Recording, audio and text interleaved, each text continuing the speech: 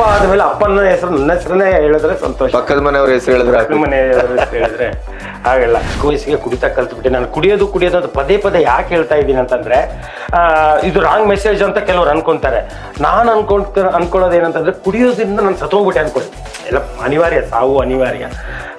General ಆಗಿ ಗೊತ್ತಾದವ್ರಿಗೆ ಕುಡಿತಿದ್ದಂದ್ರೆ ಕುಡಿತಾ ಇದ್ದಪ್ಪ ಋಷಿ ಸತ್ತೋಗ್ಬಿಟ್ಟ, ನನ್ನನ್ನು ಪ್ರೀತಿಸೋರು 4 ಜನ ಆದರೂ ಬದಲಾದರೂ ಅದು ಮೆಸೇಜ್ ಕೊಟ್ಟಂಗೆ. ಬೆಳಿಗ್ಗೆ 10-10:30 ಏನು ಇದು ಸ್ನಾನನೂ ಇಲ್ಲ, ನಾನು 30 ಸೆಕೆಂಡಲ್ಲೇ ಅಲ್ಲಿಸ್ತಾ ಇದ್ದೆ. ಟಕ್ಕಂತ ಹಿಂಗೆ ಉಜ್ಬಿಟ್ಟು ಹಿಂಗೆ ಮಗ ತೊಗೊಂಡು ಟಕ್ಕಂತ. ಅದು ಜಾಸ್ತಿ ಟಿಫನ್ ಮಾಡಿದ್ರೆ ಕುಡಿಯೋಕ್ಕಾಗಲ್ಲ ಅಂತ 2 ಬಿಸ್ಕೆಟ್ ತಿಂತದೆ, 2 ರೂಪಾಯಿದು ಬಿಸ್ಕೆಟ್ ತಿಂದು ಆ ಥರ ಒಂದು ಇದರಲ್ಲಿ ಇತ್ತು. ನಾನು ಸಂಡೇ ಮಾರ್ಕೆಟಲ್ಲಿ 150 ರೂಪಾಯಿ ಕೊಟ್ಟು ತಗೊತಾ ಇದ್ದೆ. ಅವಾಗ ಶರ್ಟು ಹರಿಯೋ ಒಂದು ಒಗೆಯೋದ್ರಲ್ಲಿ ಇರ್ತಾ ಇತ್ತು, ಒಂದು ಮೈ ಮೇಲೆ ಇರ್ತಾ ಇತ್ತು. ಹರಿಯೋವರೆಗೂ ನಾನು ಜಾಸ್ತಿ ಏನೋ ಆದ್ರೆ ಅಲ್ಲಿ ಹೋಗ್ಬಿಟ್ಟು ಅದನ್ನ ಹಾಕ್ಬಿಟ್ಟು 150 ರೂಪಾಯಿ ಸಂಡೇ ಮಾರ್ಕೆಟಲ್ಲಿ ನಾನು ತಗೊತಾ ಇದ್ದೆ ಬಟ್ಟೆ.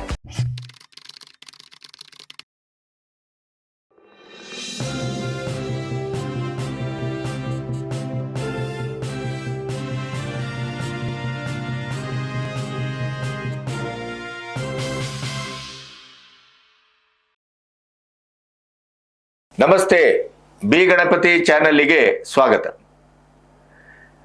ಒಳಿತು ಮಾಡೋ ಮನುಷ್ಯ ಹಾಡನ್ನ AI ನೀವು ಚೆಕ್ ಮಾಡ್ಲಿಕ್ಕೆ ಹೋದ್ರೆ ಇವತ್ತಿಗೆ ಅದರ ಮೂಲ ಲೇಖಕನ ಹೆಸರು ಬರುವ ಬದಲು ನಮಗೆ ಶಿಶುನಾಳ ಶರೀಫ್ ಅಂತ ಹೆಸರು ಬರ್ತಾ ಇದೆ. ಅಂದಮೇಲೆ ಯೋಚನೆ ಮಾಡಿ, ಆ ಹಾಡಿನ ವಜನ್ ಏನು, ಅದರ ಜನಪ್ರಿಯತೆ ಏನು, ಅದರ ಗೇಯತೆ ಏನು, ಅದರ ಬರೆದವರು ನಮ್ಮ ಋಷಿ. ನಮ್ಮ ಋಷಿ ಅಂತಂದಾಗ ನಿಮಗೆ ನೆನಪಾಗತ್ತೆ ತೇಲುಗಣ್ಣುಗಳು, ಉದ್ದಗಡ್ಡ, ಅವರದೇ ಆದ ಶೈಲಿ, ನನ್ನಲ್ಲಿ ಮಾತಾಡಿದ ಅವರ ಜೀವನ ಕಥನದ ಹಲವು ವಿಡಿಯೋಗಳನ್ನು ನೀವು ನೋಡಿದ್ದೀರಿ. ಆದರೆ ಈಗ ಅವರು ತುಂಬ ಬದಲಾಗಿದ್ದಾರೆ. ರಾಮ್ ರಹೀಮ್ ಅಂತ ಒಂದು ಸಿನಿಮಾ ಮಾಡಿದ್ದಾರೆ, ಅದರ ಟ್ರೇಲರ್ ಈಗ ಬಿಟ್ಟಿದ್ದಾರೆ. ಹಲೋ, ರಾಮ್ ರಹೀಮ್ ಟ್ರೈಲರ್ ನೋಡ್ದ? ಇಲ್ಲ, ನೀನ್ ನೋಡ್ದ? ಅವ್ರ ಅಮ್ಮನ್ ನೋಡ್ದೆ ಕಣ. ಟ್ರೈಲರ್ ಏನೋ ಅದು. ಒಂದು ಅರ್ಥದಲ್ಲಿ ಅದನ್ನು ನೀವು ನೋಡಿದ್ರೆ ಬಹುಶಃ ಇಂಥ ಒಂದು ನಿರ್ದೇಶಕನೂ ಇರಬಹುದೇ, ಆ ನಿರ್ದೇಶಕನ ಕೈಯಲ್ಲಿ ಕೆಲಸ ಮಾಡಿದಂಥ ಕಲಾವಿದರ ಹತ್ರ ಈ ರೀತಿಯ ಹಾರ್ಷ್ ಆಗು ಮಾತಾಡಿಸ್ಬಹುದೇ, ಸಿನಿಮಾ ನೋಡಿ ನೋಡಿ ಅಂತ ಕೈಕಾಲಿಗೆ ಬೀಳ್ತಾರೆ, ಬೀದಿಗೆ ಬರ್ತಾರೆ, ಎಲ್ಲೆಲ್ಲೆಲ್ಲ ಏನೇನೆಲ್ಲ ಮಾಡ್ತಾ ಇರುವಂಥ ಈ ಕಾಲದಲ್ಲಿ ನಮ್ಮ ಸಿನಿಮಾ ನೋಡಬೇಡಿ ಅಂತ ಹೇಳಿ ಪ್ರಚಾರಕ್ಕೆ ಇಳಿತಾರೆ ಅಂತ ಆದರೆ ಅದು ಯಾವ ರೀತಿ? ಇಲ್ಲಿ ನನ್ನದೊಂದು ಮನವಿ ಏನಂದ್ರೆ, ದಯವಿಟ್ಟು ಈ ಸಿನಿಮಾನ ಯಾರೂ ನೋಡಬೇಡಿ. ಈ ಕುತೂಹಲದ ಹಿನ್ನೆಲೆಯಲ್ಲಿ ಇವತ್ತು ನಮ್ಮ ಋಷಿಯವರನ್ನು ನಾನು ಸ್ಟುಡಿಯೋಕ್ಕೆ ಕರೆದಿದ್ದೇನೆ. ನೋಡೋಣ, ಮಾತಾಡೋಣ, ಅವರ ಒಳಗೆ ಏನಿದೆ. ಅಲ್ಲಿ ಒಂದು ರಾಮ್ ರಹೀಮನ ಮೇಲೆ ಒಂದು ಸಾಂಗ್ ಇದೆ. ಆ ಸಾಂಗ್ ಇವತ್ತಿನ ಜಾತಿ ಗಣತಿ ಮತ್ತು ಜಾತಿ ಲೆಕ್ಕದ ಮೇಲೇನೆ ರಾಜಕೀಯದ ಅಟಾಟೋಪವನ್ನು ಮಾಡ್ತಾ ಇರುವಂಥ ವರ್ತಮಾನಕ್ಕೆ ಜಾತಿಯನ್ನು ಮೀರಿ ಸಮಾಜವನ್ನ ಸಮ ಸಮಾಜವನ್ನು ಕಟ್ಟುವುದು ಹೇಗೆ ಅನ್ನುವ ಆಶಯವನ್ನು ಇಟ್ಕೊಂಡು ಒಂದು ಜನಪ್ರಿಯ ಹಾಡನ್ನು ಮಾಡಬಹುದು ಅನ್ನುವಂಥ ಸಾಧ್ಯತೆಯನ್ನು ತೋರಿಸ್ಕೊಟ್ಟಿದ್ದಾರೆ ನಮ್ಮ ಋಷಿ. ಹುಟ್ಟಿದಾಗ ಜನಿವಾರ ಇತ್ತ, ಮುಸ್ಲಿಮ ಹುಟ್ಟಿದಾಗ ಮುಂಜಿ ಮಾಡಿದ್ದ. ಹಾಗಾಗಿ ಅವರೊಟ್ಟಿಗೆ ಮಾತಾಡೋದು ಅಂತಂದ್ರೆ ಅದು ಫಿಲ್ಟರ್ಲೆಸ್ ಮಾತು, ನೇರ ಮತ್ತು ನಿಷ್ಠುರವಾಗಿರುತ್ತೆ. ಹಾಗಾಗಿ ಇವತ್ತು ಈ ಸಂದರ್ಶನಕ್ಕೆ ಕೂತ್ಕೊಳ್ಳುವಾಗ ನನಗೂ ಒಂದು ಕುತೂಹಲ ಇದೆ, ನನಗೂ ನಿರೀಕ್ಷೆ ಇದೆ. ಹಾಗಾಗಿ ಇವರು ಏನೇನೆಲ್ಲ ಮಾತಾಡ್ಬೋದು, ಯಾಕೆ ಈ ರೀತಿಯ ಒಂದು ಪ್ರಚಾರದ ತಂತ್ರವನ್ನು ಬಳಸ್ತಾ ಇದ್ದಾರೋ ಅಥವಾ ನಿಜವಾಗಿಯೂ ಆ ರೀತಿಯ ಹೇಳಿದಕ್ಕೆ ಏನಾದರೂ ಕಾರಣ ಇದೆಯೇ, ಇವೆಲ್ಲವನ್ನ ಮಾತಾಡೋಣ. ನಮ್ಮ ಋಷಿಗೆ ನಿಮ್ಮೆಲ್ಲರ ಪರವಾಗಿ ಸ್ವಾಗತ. ನಮಸ್ಕಾರ. ನಮಸ್ಕಾರ. ಈಗ ನನ್ನ ವಿಡಿಯೋ ನೋಡ್ತಾ ಇರುವವರಿಗೆ ನೀವೇ ಅವರು ಅಂತ ನಾನು ಹೇಳಬೇಕಾಗ್ಬೋದು, ಇಲ್ಲ ಆ ಋಷಿಯ ಅಣ್ಣ ಅಂತ ಹೇಳಲಿಕ್ಕೆ ಆಗುದಿಲ್ಲ, ತಮ್ಮ ಇರಬಹುದು ಇವರು ಅಂತಲೂ ಹೇಳ್ಬಹುದು. ಯಾಕಂದ್ರೆ ಗಡ್ಡ ತೆಗ್ದಿದ್ದೀರಿ, ಶೇಪು ಔಟ್ ಅಲ್ಲ, ಇದು ಶೇಪ್ ಲೆಸ್ಸು ಅಲ್ಲ, ಇದು ಒಂದು ಶೇಪಿಗೆ ಬಂದ ಕಥೆ ಅಂತ ಅಂದ್ಕೊಳ್ತೇನೆ. ಏನು ಈ ಬದಲಾವಣೆ, ಏನ್ ಕತೆ? ಈ ಗಡ್ಡ ತೆಗೆಯೋದ್ರ ಹಿಂದೆ ಏನಾದ್ರು ಇದೆಯಾ? ಆಮೇಲೆ ರಾಮ್ ರಹೀಮ್ ಸಿನಿಮಾಕ್ಕೆ ಹೋಗೋಣ. ಬದಲಾವಣೆ ಅಂದ್ರೆ ಆಕ್ಚುಲಿ ನನ್ನ ಜೀವನ ಶೈಲಿನೇ ಒಂಥರ ವಿಚಿತ್ರ. ನನಗೆ ಇದು ಇಷ್ಟ ಇಲ್ಲ, ಶೇವ್ ಮಾಡಿಕೊಂಡು ನೀಟ್ ಡ್ರೆಸ್ ಹಾಕೊಂಡು ಅದೆಲ್ಲ ಇಷ್ಟ ಇಲ್ಲ. ನಾನು 8 ತಿಂಗಳ ಮುಂದೆ, 8 ಅಂದ್ರೆ ಜೂನಲ್ಲಿ ನಾನು ಕುಡಿತಾ ಬಿಟ್ಟೆ. ಮೊದಲು ಕುಡಿತಕ್ಕೆ ದಾಸನಾಗಿದ್ದೆ, ಫುಲ್ಲು ಅಡಿಕ್ಟ್ ಆಗಿದ್ದೆ. ಅಲ್ಲ, ನೀವು ನನ್ನ ಇಂಟರ್ವ್ಯೂ ಬರುವಾಗ್ಲೂ ಕುಡ್ಕೊಂಡು ಬಂದಿದ್ರಿ, ಅವಾಗ್ಲೂ ಕುಡ್ಕೊಂಡು ಮಧ್ಯದಲ್ಲಿ 1 ನಿಮಿಷ ಅಂತ ಹೇಳಿ ಕೆಳಗೋಗಿ ಬಹುಶಃ ಕುಡ್ಕೊಂಡು ಬಂದ್ರಿ. ಕುಡ್ಕೊಂಡು ಬಂದಿದ್ದೆ, ಅದು ಅಡಿಕ್ಟ್ ಆಗಿದ್ದೆ. ಅವಾಗ ನನ್ಗೆ ಜೀವನ ಅಂತಂದ್ರೆ ನನಗೆ ಆಕ್ಚುಲಿ ನೋಡಿ, ನೀವು ಇಲ್ಲಿ ಸಂತ ಶಿಶುನಾಳ ಶರೀಫರು ಅಂತ ಹೇಳ್ತಾರೆ ಅಂತ ಮಹಾಪುರುಷರ ಬಗ್ಗೆ ಒಂದು ಕಡೆ ಖುಷಿ ಆಗುತ್ತೆ, ತುಂಬಾ ಸಂತೋಷ ಆಗುತ್ತೆ. ಒಂದು ಕಡೆ ಅಂತ ತಂತ್ರಜ್ಞಾನಕ್ಕೆ ಅದನ್ನ ಜನ ನಂಬ್ತಾರೆ. ಅವ್ರು ಕರೆಕ್ಟ್ ಆಗಿ ಮೆಸೇಜ್ ಕೊಡ್ಬೇಕು.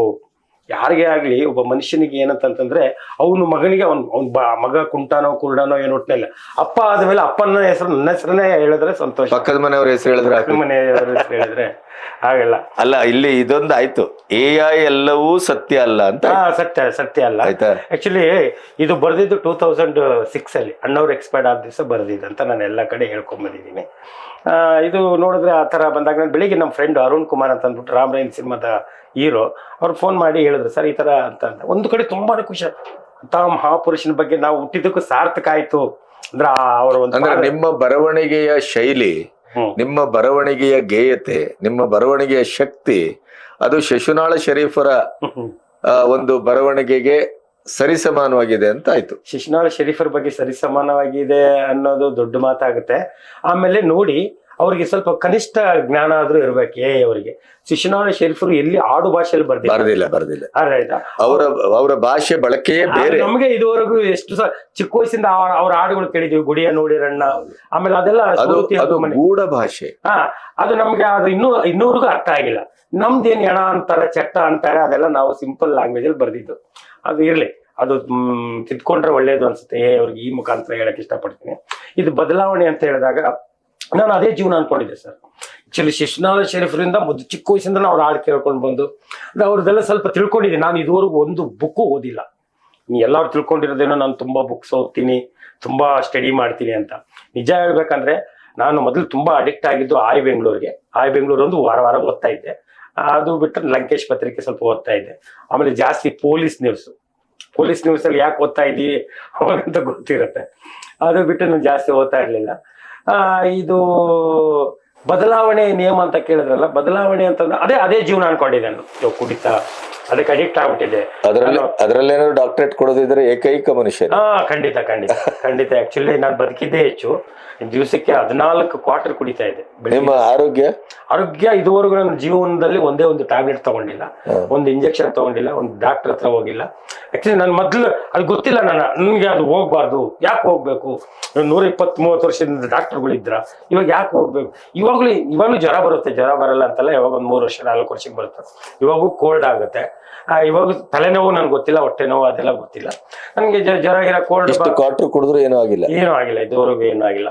ಕೋಲ್ಡ್ಗೆ ನನಗೆ ಆಕ್ಚುಲಿ ಯಾರೋ ಒಬ್ರು ಓದಿದ್ದು ನೆನಪು, ಯಾರೋ ಟಿವಿಯಲ್ಲೆಲ್ಲ ನೋಡಿದ್ದು, ಇದುವರೆಗೂ ವರ್ಲ್ಡ್ ಅಲ್ಲಿ ಕೋಲ್ಡ್ಗೆ ಮೆಡಿಸಿನ್ ಇಲ್ವಂತ. ಅಂತದ್ರಲ್ಲಿ ಬೇರೆ ಇದಕ್ಕೆಲ್ಲ ಮೆಡಿಸಿನ್ ಹೆಂಗೆ ಅನ್ನೋದು ಒಂದು ನನಗೆ ಪರ್ಸನಲ್ ಆಗಿ, ಬೇರೆಯವ್ರಿಗೆ ಹೇಳ್ತಾ ಇಲ್ಲ, ನನಗೆ ಕಾಡ್ತಾ ಇತ್ತು. ನಾನು ಟ್ಯಾಬ್ಲೆಟ್ ತಿಂದು ಅವಾಯ್ಡ್ ಮಾಡಬೇಕು, ಟ್ಯಾಬ್ಲೆಟ್ ತಗೊಳ್ಳೇಬಾರ್ದು ಅಂತ ಬದುಕಿ ನನ್ನ ಥರ ಅನ್ಕೊಂಡೆ. ಅದೇ ರೀತಿ ನನ್ನ ಆಗ್ತಿದೆ. ದೇವರದೇನೋ ಜೀವನದಲ್ಲಿ ನಾನು ಏನು ಪಡ್ಕೊಂಡಿದ್ದೀನೋ ಏನು ಪಡ್ಕೊಂಡಿಲ್ಲ, ಆರೋಗ್ಯ ಒಂದು ದೇವರು ಚೆನ್ನಾಗಿ ಕೊಟ್ಟಿದ್ದೇನೆ ಸರ್. ಅದಕ್ಕೆ ನಾನು ತುಂಬಾ ತಿಳ್ಕೊಬೇಡಿ. 13-14 ಕ್ವಾರ್ಟರ್ ಕುಡಿದ್ರು ನಮ್ಮ ಋಷಿ ಅವ್ರು ಇಷ್ಟು ಕಲ್ಗುಂಡನ ತರ ಇದ್ದಾರೆ, ಅವರ ಇಂಟರ್ನಲ್ ಆರ್ಗನ್ ಎಲ್ಲ ಸರಿ ಇದೆ, ಯಾವುದೇ ಸಮಸ್ಯೆ ಇಲ್ಲ ಅಂತ ಹೇಳ್ತಾರೆ ಅನ್ನೋ ಕಾರಣಕ್ಕಾಗಿ ನೀವು ಕುಡಿಲಿಕ್ಕೆ ಹೋಗ್ಬೇಡಿ. ಅದು ಅವರ ಮ್ಯಾನುಫ್ಯಾಕ್ಚರ್ ಡಿಫೆಕ್ಟ್ ಇಲ್ಲದೆ ಇದ್ದ ಶರೀರ ಅದು, ಹಾಗಾಗಿ ಅದು ತಡ್ಕೊಂಡಿದೆ. ಯಾವಾಗ್ಲೂ ನಾನು ಹೇಳ್ತಾ ಇರ್ತೀನಿ, ನನ್ನ ತಾಯಿ ಹಾಲು 8 ವರ್ಷ ಕುಡಿದಿದ್ದೀನಿ ಸರ್. ಅದು ಎಲ್ಲರೂ ಹೇಳ್ತಾರೆ, ನಮ್ಮ ಊರಲ್ಲೆಲ್ಲ ನೀನು 8 ವರ್ಷ ಕುಡಿದಿದ್ದೀನಿ, ನಿನಗೆ ಅದೃಷ್ಟಪ್ಪ, ಅದು ನನಗೆ ತುಂಬಾ ಪುಣ್ಯವಂತ ಅಂತ. ನಮ್ ತಾಯಿ ಹೇಳ್ತಾರೆ, ನಾನು 7 ವರ್ಷ ನಿಂತ್ಕೊಂಡೆಲ್ಲ ಕುಡಿದ್ದೀನಿ. ಅದು ಎಲ್ಲರಿಗೂ ಅದೃಷ್ಟ. ಹಾಗಾಗಿ ನಮಗೂ ಕೂಡ ನಿಮ್ಮ ಹಾಗೇನೆ ದೈವಾನುಗ್ರಹದಿಂದ ಆರೋಗ್ಯದ ಸಮಸ್ಯೆ ಅಷ್ಟಾಗಿ ಇಲ್ಲ ಈಗಿನ ತಲೆಮಾರಿಗೆ ಹೋಲಿಸಿದೆ. ಹೇಳಿ, ನಿಮ್ಮ ಕುಡಿತದ ದಿನಗಳು ಮತ್ತು ಅದರ ಬಿಟ್ಟ ಕುಡಿತ ಅಂತಂದ್ರೆ ಏನ್ ಗೊತ್ತಾ ಸರ್, ನಾನು ತುಂಬಾ ಚಿಕ್ಕ ವಯಸ್ಸಿಗೆ ಕುಡಿತ ಕಲ್ತ್ಬಿಟ್ಟೆ. ನಾನು ಕುಡಿಯೋದು ಅಂತ ಪದೇ ಯಾಕೆ ಹೇಳ್ತಾ ಇದ್ದೀನಿ ಅಂತಂದ್ರೆ, ಇದು ರಾಂಗ್ ಮೆಸೇಜ್ ಅಂತ ಕೆಲವ್ರು ಅನ್ಕೊಂತಾರೆ.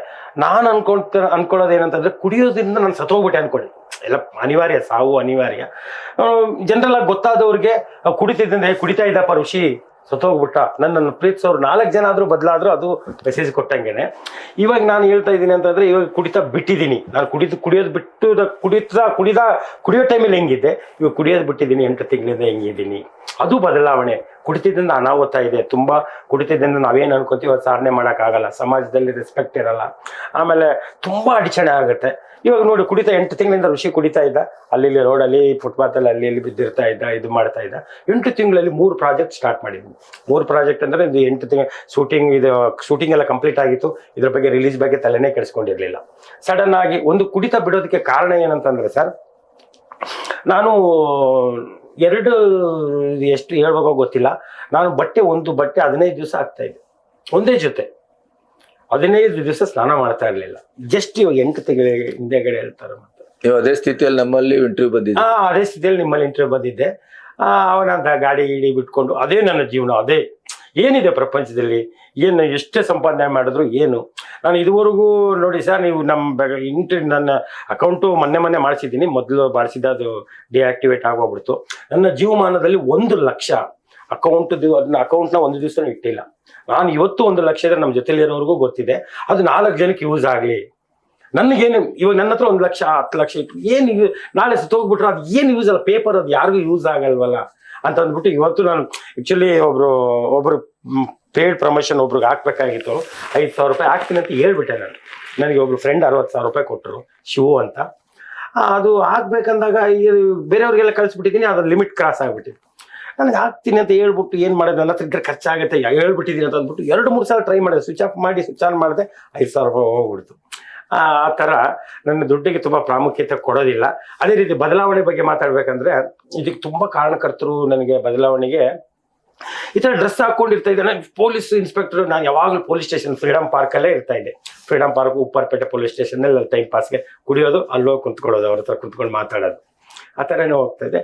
ಅವರು ಅಲ್ಲಿ ಇವಾಗಲೂ ಸರ್ಕಲ್ ಇನ್ಸ್ಪೆಕ್ಟರ್ ಇದ್ದಾರೆ, ಮಾರುತಿ ಅಂತ. ಅವರು ಅವ್ರು ಎಲ್ಲಿದ್ದಾಗ ಬಾಸು ಇಲ್ಲಿ ಬಂದ್ಬಿಡಿ ಅಂತ ಕರಿತಾ ಇದ್ರು. ನಾನು ಅವ್ರ ಹತ್ರ ಮಾತಾಡ್ಕೊಂಡು ಅವ್ರಿಗೂ ಒಂದ್ಸಲ ಟೈಮ್ ಪಾಸ್, ನಮಗೂ ಒಂಥರ. ನನಗೇನು ಕೆಲಸ ಕಾರ್ಯ ಇತ್ತು, ಆದ್ರೂ ಬಿಟ್ಬಿಟ್ಟಿದ್ದೇನೆ ಕೆಲಸ ಕಾರ್ಯ. ಏನೋ ಇದೆ ಕುಡಿತಾ ಬೆಳಗ್ಗೆ 10-10:30ಗೆ ಏನು ಇದು ಸ್ನಾನನೂ ಇಲ್ಲ. ನಾನು 30 ಸೆಕೆಂಡಲ್ಲೇ ಅಲ್ಲಿ ಉಜ್ತಾ ಇದ್ದೆ. ಟಕ್ ಅಂತ ಹಿಂಗೆ ಉಜ್ಬಿಟ್ಟು ಹಿಂಗೆ ಮಗ ತೊಳ್ಕೊಂಡು ಟಕ್ ಅಂತ. ಅದು ಜಾಸ್ತಿ ಟಿಫನ್ ಮಾಡಿದ್ರೆ ಕುಡಿಯೋಕ್ಕಾಗಲ್ಲ ಅಂತ 2 ಬಿಸ್ಕೆಟ್ ತಿಂತದೆ, 2 ರೂಪಾಯಿದು ಬಿಸ್ಕೆಟ್ ತಿಂದು ಆ ಥರ ಒಂದು ಇದರಲ್ಲಿ ಇತ್ತು. ಅಲ್ಲಿ ಕುಂತ್ಕೊಳ್ತಾ ಇದೆ. ಒಂದ್ಸಲ CM ಬರ್ತಾ ಇದ್ರು, ಅಲ್ಲಿ ಬಂದೋಬಸ್ತ್ ಡ್ಯೂಟಿಯಲ್ಲಿ ಇದ್ದೀನಿ ಬಾ ಋಷಿ ಅಂತ ಹೇಳಿದ್ರು. ನಾನು ಹೋದ ತಕ್ಷಣ Mysuru bank, state bank of Mysuru ಮುಂದೆಗಡೆ ಅವರು ನನಗೆ ಹೆಗಲ ಮೇಲೆ ಕೈ ಹಾಕ್ಕೊಂಡಿರೋದು. ನಾನು 15 ದಿವಸ ಸ್ನಾನ ಮಾಡಿಲ್ಲ ಅಂತಂದ್ರು, ನಾನು ಇದಾದಂದ್ರೂ ಅವರು ಒಂದು ಏನೋ ಹೆಗಲ ಮೇಲೆ ಕೈ ಹಾಕ್ಕೊಂಡು ಅವ್ರ ಡ್ರೆಸ್ ಯೂನಿಫಾರ್ಮಲ್ಲಿ ಮಾತಾಡ್ಕೊಂಡಿದ್ರು. ಅವ್ರು ಯಾರೋ ಇನ್ನೊಬ್ಬ ಇನ್ಸ್ಪೆಕ್ಟ್ರು ಆ ಕಡೆ ಅಲ್ಲಿ ಟ್ರಾಫಿಕ್ ಅವರು ಯಾರೋ ಬಂದು ಏನು ಹೇಳಿದ್ರು ಗೊತ್ತಿಲ್ಲ ನನಗೆ. ಅವತ್ತು ಶನಿವಾರ ಅವರು ಬಾಸು ನೀವು ಬೆಳಿಗ್ಗೆ ಬಂದ್ಬಿಡಿ ಇಲ್ಲಿ ಅಂತಂದೆ. ಬಂದ್ಬಿಡಿ ಅಂದು ಬಂದೆ. ಏನಕ್ಕೆ ಅಂತಂದು ಮುಂದ ತಕ್ಷಣನೇ ನಡಿ ಹೋಗೋಣ ಅಂತ ಹೇಳಿದ್ರು. ಕಾರಲ್ಲಿ ಜೀಪಲ್ಲಿ ಅವ್ರ ಜೀಪಲ್ಲಿ ಅವತ್ತು ಯೂನಿಫಾರ್ಮಲ್ಲಿ ಬಂದಿದ್ರು. ಭಾನುವಾರ ಯೂನಿಫಾರ್ಮ್ ಇಲ್ಲ, ಮಫ್ತಿಯಲ್ಲಿ ಬಂದಿದ್ರು. ಕುಂತ್ಕೊಂಡ್ರು. ಸೀದಾ ರಾಮರಾಜಿಗೆ ಕರ್ಕೊಂಡ್ರು. ನಾನು ಸಂಡೇ ಮಾರ್ಕೆಟಲ್ಲಿ 150 ರೂಪಾಯಿ ಕೊಟ್ಟು ತಗೊತಾ ಇದ್ದೆ. ಯಾವಾಗ ಶರ್ಟ್ ಹರಿಯೋರು ಒಂದು ಒಗೆಯೋದ್ರಲ್ಲಿ ಇರ್ತಾ ಇತ್ತು, ಒಂದು ಮೈ ಮೇಲೆ ಇರ್ತಾ ಇತ್ತು. ಹರಿಯೋವರೆಗೂ ನಾನು ಜಸ್ಟ್ ಏನಾರು ಆದ್ರೆ ಅಲ್ಲಿ ಹೋಗ್ಬಿಟ್ಟು ಅದನ್ನ ಹರಿದಾಕ್ಬಿಟ್ಟು 150 ರೂಪಾಯಿ ಸಂಡೇ ಮಾರ್ಕೆಟಲ್ಲಿ ನಾನು ತಗೊತಾ ಇದ್ದೆ ಬಟ್ಟೆ. ಅವ್ರು ತಗೊಳ್ಳಿ ಬಾಸ್ ಅಂತ ಕಾರ್ಡೇ ಕೊಟ್ಬಿಟ್ರಲ್ಲಿ. ಅವ್ರು ಕೊಟ್ಬಿಟ್ಟು ಇವ್ರಿಗೆ ಏನು ಬೇಕು ತಗೊಳ್ಳಿ ಅಂತ. ಅಲ್ಲಿ ನೋಡಿದ್ರೆ ಒಂದು ಲೆನಿನ್ ಪನಿನ ಅದು 3,000 4,000 ನನಗೆ ಹೊಟ್ಟೆಲ್ಲ ಉರಿತಾ ಇದೆ. ಇಲ್ಲ ಬಾಸ್ ನೀವು ತಗೊಳ್ಳಿ ತುಂಬ ಫೋರ್ಸ್ ಮಾಡಿ 3 ಜೊತೆ ಕೊಡಿಸಿದ್ರು. ನನ್ನ ಮನೆಗೆ ಆ ಥರ ಕಣ್ಣಲ್ಲಿ ನೀರು ಬಂದ್ಬಿಡ್ತು. ಅವರು ಒಂದು ಸರ್ಕಲ್ ಇನ್ಸ್ಪೆಕ್ಟರ್ ಅಂತ ದೊಡ್ಡ ಪೋಸ್ಟು ಅಂತ ಒಬ್ಬ ವ್ಯಕ್ತಿ ನನ್ನನಿಗೆ ಕರ್ಕೊಂಡೋಗಿ ಈ ಥರ ಬಟ್ಟೆ, ಅದು ತುಂಬ ನನಗೆ ತುಂಬನೇ ಒಂಥರ ದುಃಖ ಆಯಿತು. ಆಮೇಲೆ ಅಲ್ಲಿ ಒಬ್ರು ಮಹಾದೇವ ಸ್ವಾಮಿ ಅಂತ ಇದ್ದಾರೆ. ಆ ಮಹಾದೇವ ಸ್ವಾಮಿಯವರು ಅವ್ರು ಏನೋ ಗೊತ್ತಿಲ್ಲ, ನಾನು ಹೋದಾಗೆಲ್ಲ ಅವರು ತುಂಬ ಪ್ರಾಮಾಣಿಕ ವ್ಯಕ್ತಿ. ಅವ್ರು ಲಂಚ ಆ ಥರ ಎಲ್ಲ. ಅದು ಫ್ರೀಡಮ್ ಪಾರ್ಕ್ ಇನ್ಚಾರ್ಜ್ ಅವರು ನನ್ನ ಆಡಿಗೆ ದೊಡ್ಡ ಅಭಿಮಾನಿ. ಅವ್ರು ಹೋದಾಗೆಲ್ಲ 300, 400, 500 ತೆಗೆದುಕೊಳ್ಳೋರು ಕುಡಿಯೋದಕ್ಕೆ. ಅವರು ಇದೆಲ್ಲ ನೋಡಿದೆ. ಆಮೇಲೆ ನನಗೆ ಇಲ್ಲಿ ಈ ಕ್ಷಣದಲ್ಲಿ SP ಮೇಡಮ್ಗೆ ನಾನು ನೆನೆಸ್ಕೋಬೇಕು. ಇವರು ಶೋಭಾರಾಣಿಯವರು ಅಂತ ಅಂದ್ಬಿಟ್ಟು ಬಳ್ಳಾರಿಯಲ್ಲಿ ಇದ್ರು, ಇವಾಗ ಮಂಡ್ಯದಲ್ಲಿದ್ದಾರೆ. ಅವ್ರಿಗೆ ಫೋನ್ ಮಾತಾಡ್ತಿದ್ದೆ. ಅವರು ನಮ್ಮ ಹಾಡುಗಳಿಗೆಲ್ಲ. ಒಂದ್ಸಲ ನಾನು ಬಾರಲ್ಲಿ ಕುಂತ್ಕೊಂಡು ಕುಡಿತಾ ಇದ್ದೀನಿ. ಅವರು ಸಡನ್ ಆಗಿ ಅವ್ರ ಬಗ್ಗೆ ಒಂದು ಹಾಡು ಬರೆದಿದ್ದೀನಿ, ಸಿರಿಗಂಧದ ನಾಡಲ್ಲಿ ನೆಲಮಂಗಲದ ಊರಲ್ಲಿ ಅಂತ. ಅವ್ರ ಬಗ್ಗೆ ನನಗೇನೋ ಇಷ್ಟ ಆಯಿತು, ಬರೀಬೇಕನ್ನಿಸ್ತು. ಅವ್ರ ಬಗ್ಗೆ ಅವ್ರು ಮಾತಾಡೋ ಶೈಲಿ ತುಂಬ ಡೌನ್ ಟು ಅರ್ತ್ ಪರ್ಸನ್, ತುಂಬ ಪ್ರಾಮಾಣಿಕ ವ್ಯಕ್ತಿ. ನನಗೆ ಒಂಥರ ಖುಷಿ ಆಯಿತು ಅವ್ರ ಬಗ್ಗೆ ಬರೀಬೇಕಂತ. ಮೇಡಮ್ ಶೋಭಾರಾಣಿ ಅವ್ರ ಮೇಡಮ್ ಬಗ್ಗೆ ಬರೆದೆ. ಮಂಡ್ಯದಲ್ಲಿದ್ದಾರೆ. ಮೊನ್ನೆ ಬಳ್ಳಾರಿಯಲ್ಲಿದ್ರು. ಇವಾಗ ರೀಸೆಂಟ್ ಆಗಿ 1 ವಾರ ಆಯ್ತು ಅನ್ಸುತ್ತೆ ಹೋಗಿದ್ದಾರೆ. ಅವರು ಅಷ್ಟು ದೊಡ್ಡ ವ್ಯಕ್ತಿ, ಅವ್ರು SP ಅಂತಂದ್ರೆ ಒಂದು ಜಿಲ್ಲೆನೇ ಅವ್ರ ಇದರಲ್ಲಿ ಇರುತ್ತೆ. ನಾನು ಎಷ್ಟು ಗಂಟೆಗೆ ಫೋನ್ ಮಾಡೋದು, ಎಷ್ಟೇ ಮೀಟಿಂಗಲ್ಲಿದ್ರು ನನಗೆ ಅಟೆಂಡ್ ಮಾಡಿ ಮಾತಾಡ್ತಾ ಇದ್ರು. ಅದೊಂದು ತುಂಬ ದೊಡ್ಡ ಖುಷಿ ಇತ್ತು. ನಾನು ಫುಲ್ಲು DNS ಅಂತ ಒಂದು ಬಾರಲ್ಲಿ ಕುಡಿತಾ ಕುಂತ್ಕೊಂಡಾಗ ನಾನು ಫೋನ್ ಮಾಡಿದೆ ಕುಡಿದಾಗ. ಮೇಡಮ್ ಏನು ಮೇಡಮ್ ಚೆನ್ನಾಗಿದ್ರೆ ಏನು ಅಂತ. ಅವ್ರು ಸಡನ್ ಆಗಿ ಒಂದು ಮಾತು ಹೇಳಿದ್ರು, ನಿಮ್ಮನ್ನು ನೋಡ್ತಾ ಇದ್ರೆ ಋಷಿ, ನನಗೆ ಅಣ್ಣ ತಮ್ಮ ಯಾರು ಇಲ್ಲ, ನೀವೇ ನನಗೆ ಅಣ್ಣ ತಮ್ಮ ಅಂದ್ಬಿಟ್ಟು. ಏನಿದು ಕರ್ಮಕಾಂಡ, ಇಷ್ಟು ಒಂದು ಪ್ರೀತಿ, ಅವ್ರು ಅಷ್ಟು ದೊಡ್ಡ ವ್ಯಕ್ತಿ, ನಾನು ಕುಡ್ಕೊಂಡು ಫೋನ್ ಮಾಡಿದ್ರೆ ನನಗೆ ನೀವೇ ಅಣ್ಣ ತಮ್ಮ ಅಂದ್ಬಿಟ್ರಲ್ಲ ಅಂತ. ಅದು ನನಗೆ ತುಂಬಾನೇ ಹೃದಯಕ್ಕೆ ಟಚ್ ಆಯಿತು. ಇಲ್ಲ, ನಾನು ಕುಡಿಯೋದು ಬಿಡಬೇಕು ಅವತ್ತು ನಿರ್ಧಾರ ಮಾಡಿದೆ ಸರ್. ನಿರ್ಧಾರ ಜೂನ್ 3 ಅವ್ರ ಬರ್ತಡೇ ದಿವಸ ನಾನು ಹೇಳಿದೆ, ಮೇಡಮ್ ನಿಮ್ಮ ಬರ್ತಡೇ ಒಂದು ಗಿಫ್ಟ್ ಕೊಡಬೇಕು ಸಿಸ್ಟರ್ ಅಂತ ಇದು ಮಾಡ್ಬಿಟ್ಟಿಲ್ಲ, ಇವತ್ತಿಂದ ಕುಡಿಯೋದು ಬಿಟ್ಟು ಒಂದು ವಾರ ಆಯಿತು, ಯಾವುದೇ ಕಾರಣಕ್ಕೂ ಕುಡಿಯಲ್ಲ ಸಿಸ್ಟರ್ ಅಂತ ಅಂದ್ಬಿಟ್ಟು ಅವ್ರಿಗೆ ಮೆಸೇಜ್ ಮಾಡಿದೆ.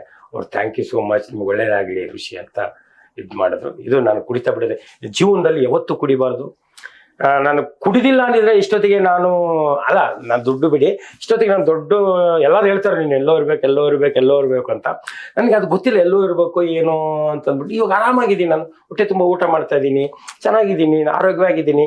ಎಲ್ಲೋ ಇರ್ಬೇಕಂದ್ರೆ ಏನರ್ಥ ಅನ್ನೋದು ಇದುವರೆಗೂ ನಾನು ಎಲ್ಲೋ ಇರ್ಬೇಕನ್ನೋ ಅರ್ಥನೇ ಗೊತ್ತಿಲ್ಲ. ಆ ರೀತಿಯ ಅಡಿಕ್ಟ್ ಆದಂತ ಒಬ್ಬ ಮನುಷ್ಯ ಅಷ್ಟು ಸುಲಭವಾಗಿ ಸುಲಭವಾಗಿ ಬಿಡ್ಬೇಕಂದ್ರೆ ನನಗೆ ಮೇಯ್ನಲ್ಲಿ ಹೇಳ್ಬೇಕಂತಂದಾಗ ಅವ್ರು ಇತ್ತೀಚೆಗೆ ಪರಿಚಯ ಆಗಿದ್ದು, ಮಾರುತಿ ಅವರು ಪರಿಚಯ ಆಗಿದ್ದು, ಸರ್ಕಲ್ ಇನ್ಸ್ಪೆಕ್ಟರ್ ಮಾರುತಿ ಅವರು ಪರಿಚಯ ಆಗಿದ್ದು ಒಂದು 3-4 ವರ್ಷ ಆಗಿರ್ಬೋದು. ಮಹಾದೇವ ಸ್ವಾಮಿ ಅವರು ಪರಿಚಯ ಆಗಿ 1-1.5 ವರ್ಷ ಆಗಿರ್ಬೋದು.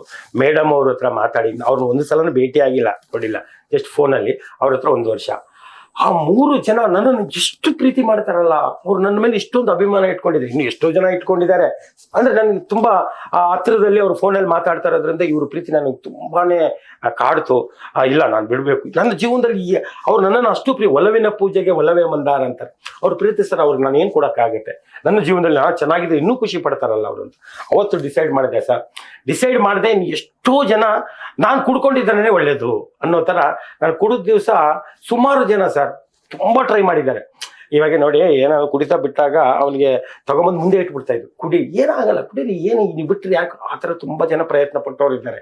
ತುಂಬ ಗಟ್ಟಿ ಮನಸ್ಸು ಮಾಡಿಕೊಂಡು ಮನುಷ್ಯ ಮನಸ್ಸು ಮಾಡಿದ್ರೆ ಏನು ಬೇಕಾದರೂ ಆಗ್ಬೋದು ಅನ್ನೋದಕ್ಕೆ ನಾನೇನು ದೊಡ್ಡ ಸಾಧನೆ ಅಂತ ಹೇಳಲ್ಲ. ಇದನ್ನ ತುಂಬ ಅಡಿಕ್ಟ್ ಆಗಿದ್ದವನು, 20 ವರ್ಷದಿಂದ ಅದರಲ್ಲೇ ಸ್ನಾನ ಮಾಡಿದವನು, ಇದನ್ನು ಈಸಿ ಆಗಿಬಿಟ್ಟಿದ್ದೀನಿ ನಾನು. ಇವತ್ತು ನನಗೆ ಒಂದು ಸಿನಿಮಾನ ರಿಲೀಸಿಗೆ ರೆಡಿ ಮಾಡ್ತಾ ಇದ್ದೀನಿ.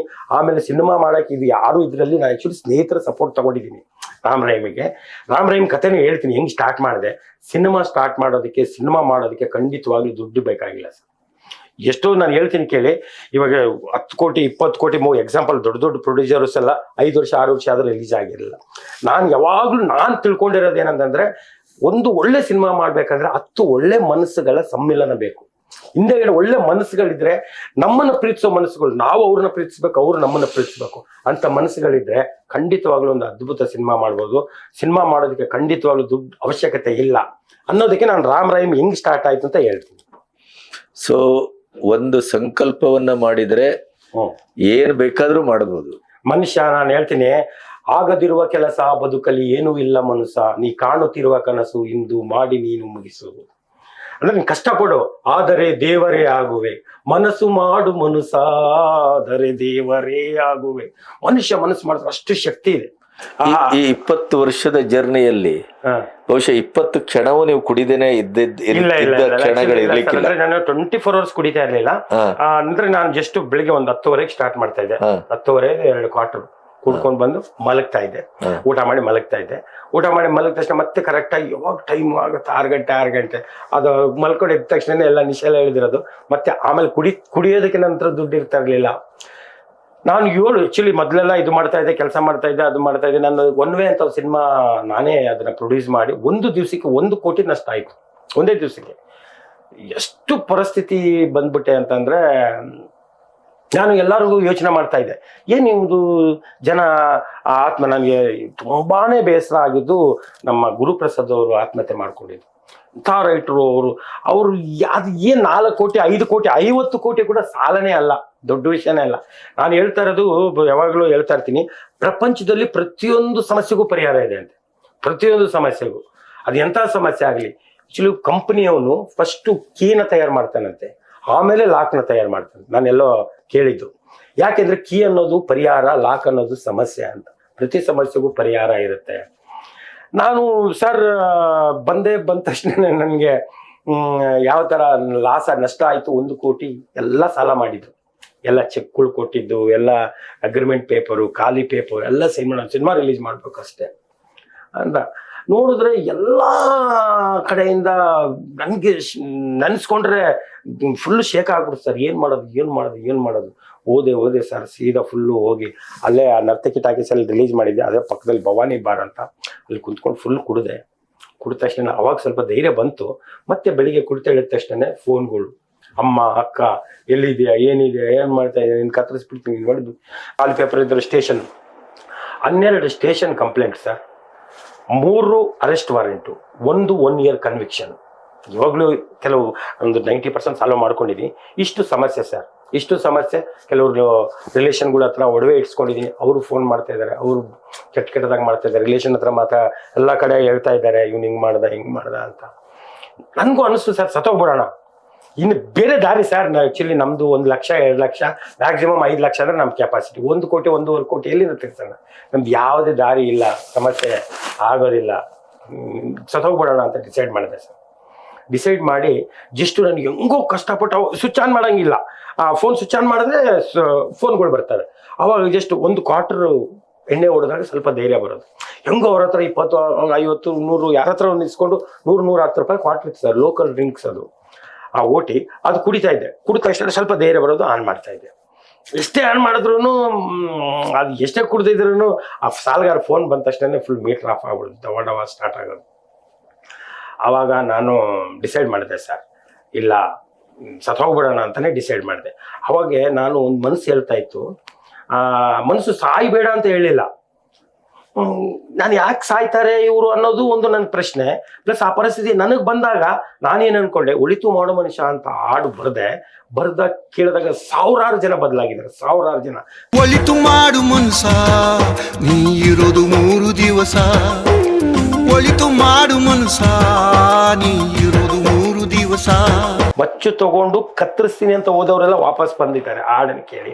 ಎಷ್ಟೋ ಕ್ಯಾನ್ಸರ್ ಪೇಷಂಟ್ಗಳು ಆ ಹಾಡು ಕೇಳ್ತಾ ನಾನು 6 ತಿಂಗಳು ಬದುಕ್ತೀನಿ ಅಂತ ಹೇಳಿದಾರ. ಒಬ್ಬ ಹುಡುಗ ಬಂದು ಹೇಳ್ದ, ನನ್ನ ತಾಯಿ 6 ತಿಂಗಳು ಬದುಕ್ತೀನಿ ಅಂತ ಹೇಳಿದ್ರು. ಡೈಲಿ ಹಾಡು ಕೇಳ್ತಾರೆ ಅವರು, 2-3 ವರ್ಷ ಆಯ್ತು ಆರೋಗ್ಯವಾಗಿದ್ದಾರೆ ಅಂತೆಲ್ಲ ಇದು ಮಾಡಿದ್ರು. ಅಷ್ಟೆಲ್ಲ ಇದಿದೆ. ನಾನು ಕಷ್ಟಪಟ್ಟರೆ ಈ ಒಂದು ಆತ್ಮಹತ್ಯೆ ಮಾಡ್ಕೊಳ್ಳೋರಿಗೆ ಒಂದು ಸಾಂಗ್ ಬರೀಬೋದು. ಆ ಸಾಂಗು ಕೇಳಿದ ತಕ್ಷಣ ಆತ್ಮಹತ್ಯೆ ಮಾಡ್ಕೊಳ್ಳೋ ನಿರ್ಧಾರನೇ ಬಿಟ್ಬಿಡ್ಬೇಕು ಅಂತ ನಾನು ಡಿಸೈಡ್ ಮಾಡಿದೆ. ಅವಾಗ ಬರದೆ ಸರ್. ಅವಾಗ ದುಡ್ಡಿಂದು ಅವಶ್ಯಕತೆನೂ ಇತ್ತು. ಅಲ್ಲ, ನಾನು ಹೋಗಿ ಅವರು ಅಶ್ವಿನಿ ರಾಮ್ ಪ್ರಸಾದ್ ಅವ್ರು ಫೋನ್ ಮಾಡಿದ್ರು, ಕಾಯಕವೇ ಕೈಲಾಸ ಅಂದರು ಬಸವ ಅಂತ. ಅದು ಒಂದು ಚಿಕ್ಕ ಅಮೌಂಟ್ ಕೊಟ್ಟರು. ಅವಾಗ ತುಂಬ ಕಷ್ಟ ಇತ್ತು. ಅದು ಇವಾಗ 1.5-2 ಕೋಟಿ ಜನ ನೋಡಿದ್ದಾರೆ. ಆ ಅಶ್ವಿನಿ ರೆಕಾರ್ಡಿಂಗ್ ಇದರಲ್ಲಿದೆ. ಅವಾಗ ಟೈಮಲ್ಲಿ ಬಾಸ್ ಒಂದು ಒಳ್ಳೆ ಸಾಂಗ್ ಬರೀರಿ ಬಾಸ್ ಅಂತ ಅವರು ನನಗೆ ಹೇಳಿದರು, ನೀನು ದುಡ್ಡು ಕೊಡ್ತೀನಿ ಅಂತ. ಅವಾಗೂ ದುಡ್ಡು ಅವಶ್ಯಕತೆ ಇತ್ತು. ಅವಶ್ಯಕತೆ ಅಂದರೆ ಊಟಕ್ಕೆ ಕುಡಿತಕ್ಕೆ ಇದಿತ್ತು. ಬರೆಯೋಣ ಅಂತ ಡಿಸೈಡ್ ಮಾಡಿದೆ. ಆ ಕೋ ಇನ್ಸಿಡೆಂಟು ಕುಂತ್ಕೊಂಡು ಬರೆದಾಗ ಏನಂತಂದ್ರೆ ಬಂದ್ರೆ ಸಾವು ಇದೆ ಅಂತ ಗೊತ್ತು ಮನುಜ ನಿನಗೆ, ಸಾವಿಗಿಂತ ದೊಡ್ಡ ನಷ್ಟ ಎಲ್ಲ ಜಗದೊಳಗೆ, ಹಣೆ ಬರಹ ಅಂತ ನೀನು ಕೊರಗಬೇಡವೋ, ಹಣೆ ಬರಹ ತಿದ್ದೋ ಶಕ್ತಿ ನಿನಗಿದೆಯೋ, ಪರಿಹಾರ ಹುಟ್ಟಿದ ಮೇಲೆ ಸಮಸ್ಯೆ ಹುಟ್ಟಿದ್ದು, ಸಮಸ್ಯೆ ಗಂಜಿ ಇಲ್ಲಿ ನೀನು ಸಾಯಬಾರದು ಅಂತ ಬರ್ದೆ ಸರ್. ಸಾವು ಇದೆ ಅಂತ ಗೊತ್ತು ಮನುಜ ನಿನಗೆ, ಸಾವಿಗಿಂತ ದೊಡ್ಡ ನಷ್ಟ ಇಲ್ಲ ಜಗದೊಳಗೆ. ಬರೆದ ತಕ್ಷಣ ನನಗೆ ಟೆಕ್ನಿಷಿಯನ್ ತುಂಬ ಚೆನ್ನಾಗಿದೆ ಇಟ್ಕೊಂಡಿದ್ದೀನಿ, ತಂತ್ರಜ್ಞರು. ಇವಾಗಲೂ ನಾನು ₹1 ಇಲ್ಲ ಅಂತಂದ್ರು 15 ದಿವಸ ಶೂಟಿಂಗ್ ಮಾಡ್ಕೊಂಬರ್ಬಲ್ಲಿ. ಊಟ ಒಂದು ಇದಿದ್ರೆ ಅಷ್ಟು ಇದಿದೆ. ನಾನು ಒಬ್ಬ ಗುರು ಅಂತ ಮ್ಯೂಸಿಕ್ ಡೈರೆಕ್ಟರಿಗೆ ಇದೊಂದು ಟ್ಯೂನ್ ಮಾಡಿ ಅಂತ ಕಳಿಸಿ, ನಾನು ಟ್ಯೂನಲ್ಲೇ ಇದು ಮಾಡಿದೆ, ಇದಕ್ಕೊಂದು ರಫ್ ಆಗಿ ಮಾಡಿ ಕಳಿಸಿ ಅಂತ ಹೇಳಿ. ಅದು ಕೇಳ್ತಾ ನನಗೇನಿಸ್ತು ಸರ್ ಅಂತಂದರೆ, ನಾನು ಸಾಯಬಾರ್ದಂತ ನಿರ್ಧಾರಕ್ಕೆ ಬಂದ್ಬಿಟ್ಟು ಅದು ನನಗೆ ನನ್ನ ಹಾಡು ನನಗೆ ಸ್ಫೂರ್ತಿ ಆಯಿತು. ಒಂದು ಲೆಕ್ಕದಲ್ಲಿ ನನಗೆ ತುಂಬ ಖುಷಿ ಆಯಿತು. ಅದು ಆ್ಯಕ್ಚುಲಿ ಅದು ಇವರು ಅಶ್ವಿನಿ ರೆಕಾರ್ಡಿಂಗ್ ಅದೊಂದು ಇದರಲ್ಲಿ ಇದು ಮಾಡಿದ್ದಾರೆ. ಇವಾಗ ಒಂದು 2 ಲಕ್ಷನೋ 3 ಲಕ್ಷ ಜನ ನೋಡಿದ್ದಾರೆ ಅಷ್ಟೇ. ನೋಡಿ, ನಾನು ಹೇಳ್ತಾ ಇರೋದು ಅಂಥದ್ದನ್ನ ಶೇರ್ ಮಾಡಬೇಕು. ಒಂದು ಯಾವುದೋ ಒಂದು ಟ್ರೈಲರ್, ಟಾಕ್ಸಿಕ್ ಥಿಯೇಟರ್ ಟ್ರೈಲರು ಒಂದೇ ದಿವಸಕ್ಕೆ 22 ಕೋಟಿ. ಅದರಿಂದ ಸಮಾಜಕ್ಕೆ ಅಥವಾ ತುಂಬ ಇದೆ. ಆದರೆ ಇಂಥ ಒಂದು ಅದ್ಭುತ ಸಂದೇಶ ಇರೋರು ನೋಡ್ತಾರೆ, ಇದು ಮಾಡ್ತಾರೆ. ಅದು ಆಕ್ಚುಲಿ ನಾವು ಹುಟ್ಟಿದೀವಿ, ನಮ್ಮಿಂದ 4 ಜನಕ್ಕೆ ಏನಾದ್ರೂ ಒಳ್ಳೇದಾಗಬೇಕು. ಶೇರ್ ಮಾಡ್ತೀಯಾ, ಆ ಹಾಡು ಕೇಳಿ ನಿನ್ನಿಂದ ಒಂದು ಜೀವ ಉಳಿದ್ರೆ ಅದು ನಿನ್ನ ಖಂಡಿತವಾಗ್ಲೂ ನಿನ್ನ ಒಂದು ಇದಕ್ಕೆ ಒಳ್ಳೇದಾಗುತ್ತೆ, ನಿನಗೊಂದು ಪುಣ್ಯ ಬರುತ್ತೆ. ನಾನು ಹೇಳ್ಬೇಕಂದ್ರೆ ಪುಣ್ಯ ಬರುತ್ತೆ. ಯಾರು ಶೇರ್ ಮಾಡಲ್ಲ. ನೀವು 2-3 ಲಕ್ಷ ಜನ ನೋಡಿದಾರೆ ಸರ್, ಅದು 8 ತಿಂಗಳಾಯ್ತು ಇದಾಗ್ಬಿಟ್ಟು.